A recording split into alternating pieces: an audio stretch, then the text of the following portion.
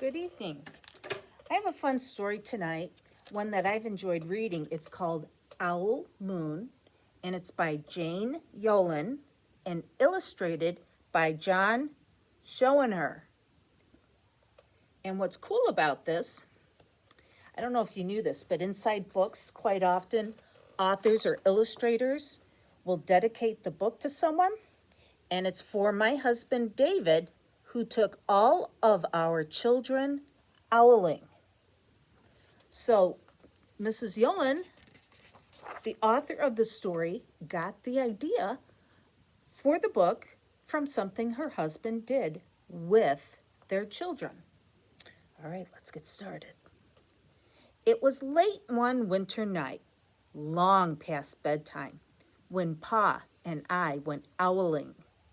There was no wind. The trees stood still as giant statues, and the moon was so bright the sky seemed to shine. Somewhere behind us, a train whistle blew, long and low, like a sad, sad song.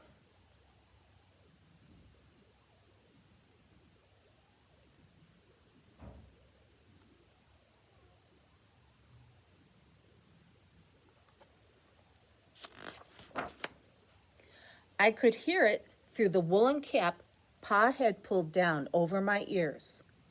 A farm dog answered the train, and then a second dog joined in. They sang out, trains and dogs, for a real long time. And when their voices faded away, it was as quiet as a dream. We walked on towards the woods, Pa and I.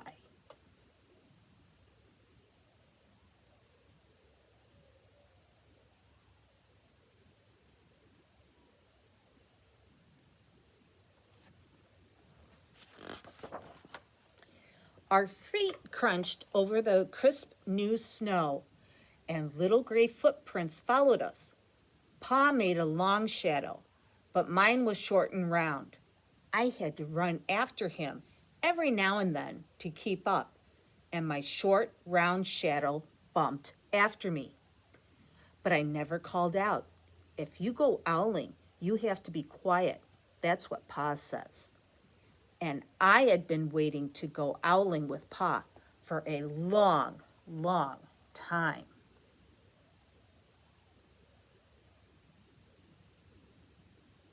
It's hard to be quiet.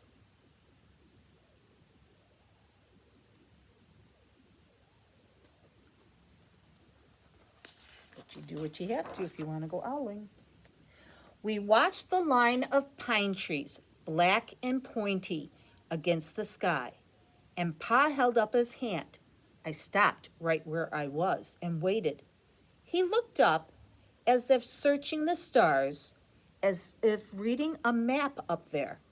The moon made his face into a silver mask.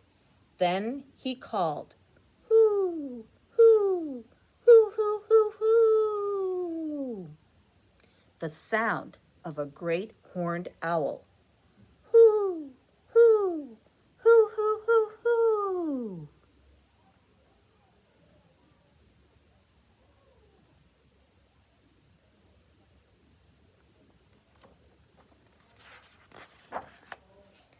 Again he called out, and then again. After each call he was silent, and for a moment we both listened. But there was no answer. Pa shrugged, and I shrugged. I was not disappointed. My brothers all said, sometimes there's an owl, and sometimes there isn't. Ooh, what's sleeping up in the tree?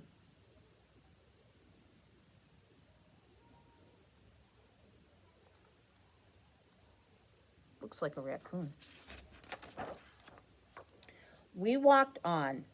I could feel the cold as if someone's icy hand was palmed down on my back, and my nose and the tops of my cheeks felt cold and hot at the same time. But I never said a word. If you go owling, you have to be quiet and make your own heat.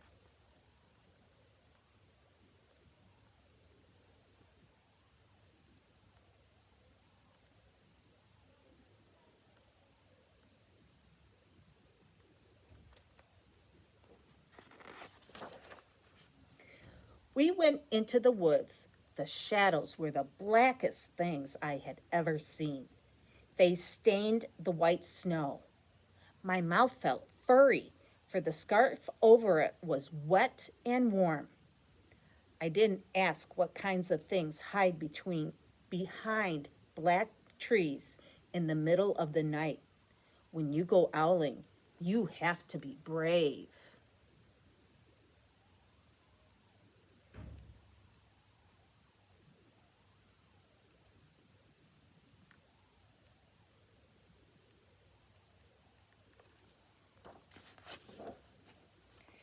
Then we came to a clearing in the dark woods, and the moon was high above us.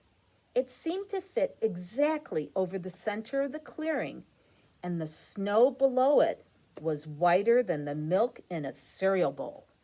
Isn't that a great description of how white and smooth that snow looked? Like milk in a cereal bowl. I just noticed a deer.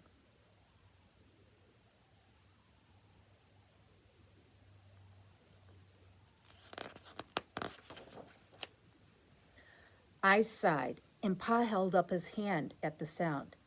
I put my mittens over my scarf, over my mouth, and listened really hard. And then Pa called, "Hoo, hoo, hoo, hoo, hoo, hoo. Hoo, hoo, hoo, hoo, hoo, hoo." I listened, and I looked so hard that my ears hurt and my eyes got cloudy with the cold. Pa raised his face to call out again, but before he could open his mouth, an echo came threading its way through the trees. Hoo, hoo, hoo, hoo, hoo, hoo. An echo?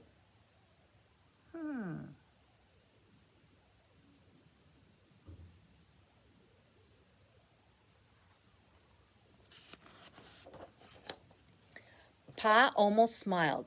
Then he called back, "Hoo, hoo, hoo, hoo, hoo, hoo," just as if he and the owl were talking about supper, or about the woods, or the moon, or the cold. I took my mitten off the scarf, off my mouth, and I almost smiled too.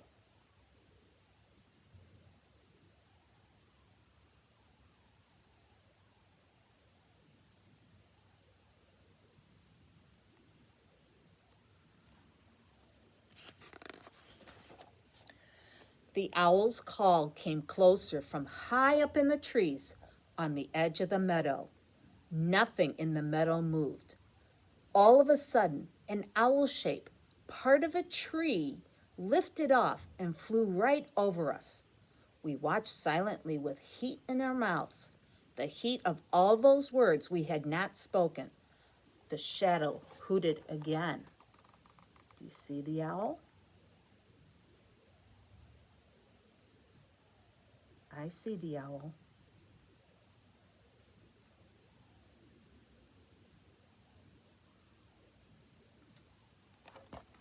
Owls fly very silently when they fly.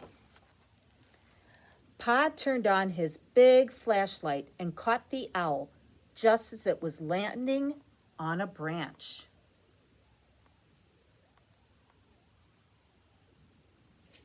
Look at those talons.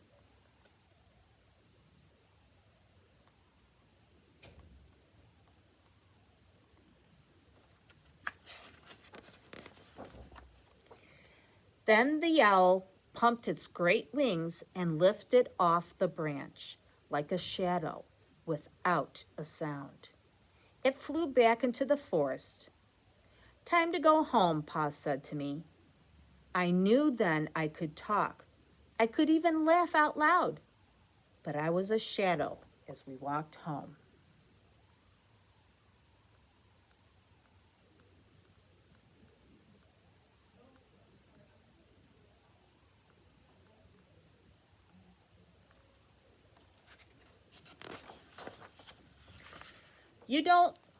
When you go owling, You don't need words or warm or anything but hope. That's what Pa says. The kind of hope that flies on silent wings under a shining owl moon.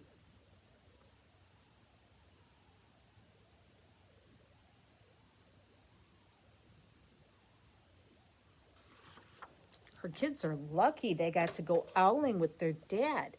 I've never heard of this until I read the story, and I haven't gotten to go owling. Interesting, would be fun. Okay, that's it for tonight. So good night, sleep tight, have happy dreams. Until next time, bye now.